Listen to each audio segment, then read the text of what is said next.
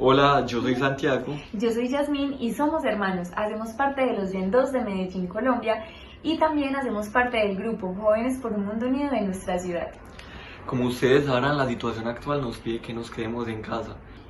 En el encuentro Gen virtual de esta semana, pensábamos que además de quedarnos en casa teníamos que hacer algo más por la situación de nuestra ciudad. Hay muchas familias que trabajan el día a día y por lo tanto no tenían el suficiente dinero para abastecerse por todo este tiempo de aislamiento. Así que se nos ocurrió recolectar dinero y comprar unos mercados para hacérselos llegar de una forma segura. Ahí fue cuando mi hermana me comentó sobre su idea de hacer un video. Resulta que el video fue tan exitoso que lo compartieron, lo replicaron en redes sociales y logramos conseguir bastante dinero para ayudar a muchas familias. Una cosa muy bonita de esta experiencia es ver la felicidad de estas familias creciendo en el mercado, pero más que todo la felicidad de la gente cuando aportaba con esta causa. ¡Hey! Este mensaje es para ti. Sabemos que la situación actual del mundo es crítica.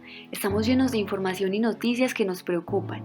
Este es un tema que nos interesa a todos y creemos firmemente que ser parte de la solución no solo se limita a quedarnos en casa. Los jóvenes por un mundo unido estamos convencidos de que cada acto que realizamos cuenta.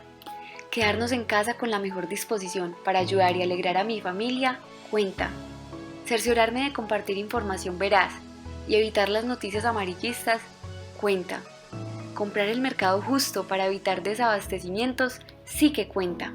Si todos actuamos juntos, seguro haremos la diferencia. Jóvenes por un Mundo Unido, junto con el movimiento de los escolares, queremos invitarte a unir nuestros aportes económicos para ayudar a las familias que en medio de esta situación no logran cubrir las necesidades básicas de su hogar. Mediante la alianza con algunos distribuidores de alimentos, lograremos conseguir mercados de 75.000 pesos para muchas familias. Cada peso cuenta a que juntos paguemos muchas cuentas de mercado.